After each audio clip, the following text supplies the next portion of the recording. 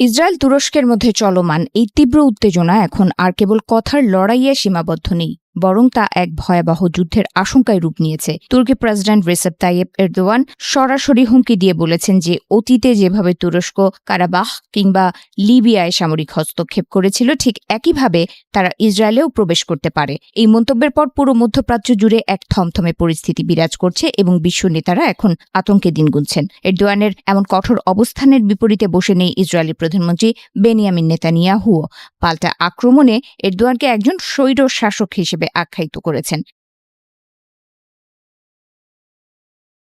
দুই দেশের মধ্যে দীর্ঘদিনের এই রাজনৈতিক বৈরিতা এখন সামরিক শ্রেষ্ঠত্বের লড়াইয়ে রূপ নিয়েছে বলে মনে করছেন আন্তর্জাতিক বিশ্লেষকরা। তুর্কি পররাষ্ট্র মন্ত্রণালয় থেকে নেতানিয়াহুকে বর্তমান সময়ের হিটলার হিসেবে সম্বোধন করার পর থেকেই কূটনৈতিক সম্পর্ক তলানিতে গিয়ে ঠেকেছে।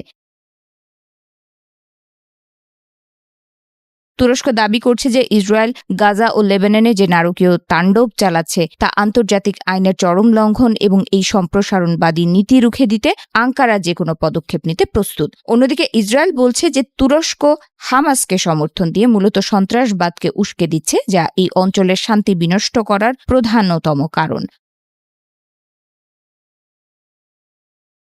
গ্লোবাল ফায়ার পাওয়ার ইন্ডেক্সে তুরস্কের অবস্থান ইসরায়েলের চেয়ে কিছুটা এগিয়ে থাকলেও এই দুই শক্তির লড়াইয়ের ফলাফল নির্ধারণ করা সহজ কোনো কাজ নয়। তুরস্কের হাতে রয়েছে বিশাল এক পদাতিক বাহিনী এবং কয়েক হাজার অত্যাধুনিক ট্যাঙ্ক, যা দিয়ে তারা দীর্ঘস্থায়ী স্থলযুদ্ধে যে কোনো প্রতিপক্ষকে নাস্তানাবুদ করতে পারে। বিশেষ করে তাদের নিজস্ব প্রযুক্তিতে তৈরি আলতাই ট্যাঙ্ক এবং আধুনিকায়ন করা লেপার্ড ট্যাঙ্কগুলো তুর্কি সেনাবাহিনীকে ইউরোপের অন্যতম শক্তিশালী শক্তিতে পরিণত করেছে। এর বিপরীতে ইসরায়েলের মার্কাভা ট্যাঙ্কগুলো শহুরে যুদ্ধে অত্যন্ত কার্যকর হলেও সংখ্যাতত্ত্বে তারা তুরস্কের চেয়ে পিছিয়ে রয়েছে।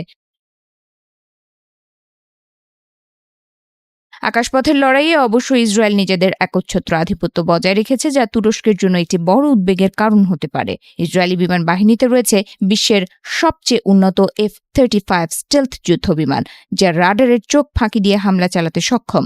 পাশাপাশি তাদের আয়রন ডোম এবং অ্যারো মিসাইল ডিফেন্স সিস্টেম পুরো ইসরায়েলকে একটি অভেদ্য দুর্গে পরিণত করে রেখেছে। তুরস্কের বিমান বাহিনী বড় হলেও তাদের বেশিরভাগ বিমানই পুরনো মডেলের, যা ইসরায়েলি প্রযুক্তির কাছে কিছুটা ম্লান হয়ে যেতে পারে। তবে তুরস্ক এখন নিজস্ব 5th জেনারেশন যুদ্ধবিমান কান এবং ইউরোফাইটার টাইফুন কেনার মাধ্যমে এই ঘাটতি পূরণের চেষ্টা করছে।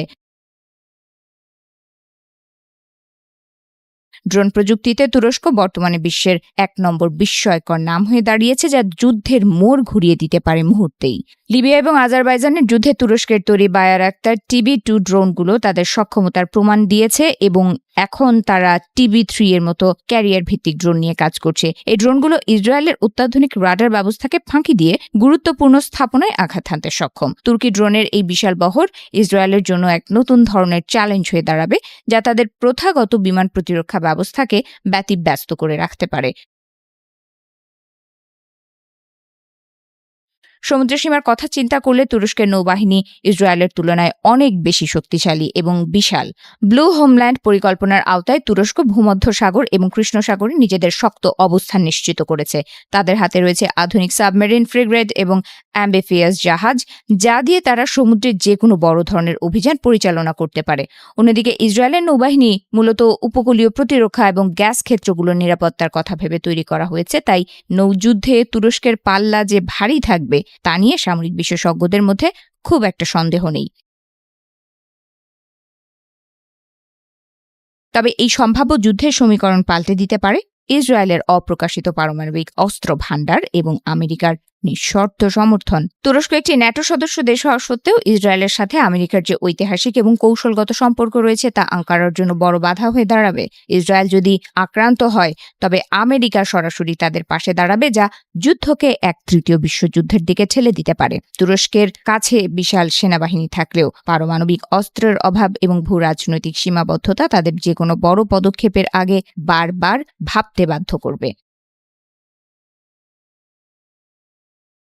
শেষ পর্যন্ত এই লড়াই কেবল অস্ত্রের হবে না, বরং তা হবে বুদ্ধিমত্তা এবং ধৈর্যের এক চরম পরীক্ষা। তুরস্ক যেমন দীর্ঘস্থায়ী যুদ্ধের জন্য জনবল ও রসদ যোগাতে সক্ষম, ঠিক তেমনি ইসরায়েল তাদের উন্নত প্রযুক্তি ও গোয়েন্দা তথ্যের মাধ্যমে শত্রুকে শুরুতেই পঙ্গু করে দেওয়ার ক্ষমতা রাখে। মধ্যপ্রাচ্যের এই দুই শক্তিশালী আরব দেশের মধ্যে যুদ্ধ লাগলে তার প্রভাব সুদূর প্রসারী হবে, যা সারা বিশ্বের অর্থনীতি ও নিরাপত্তা ব্যবস্থাকে তছনছ করে দিতে পারে।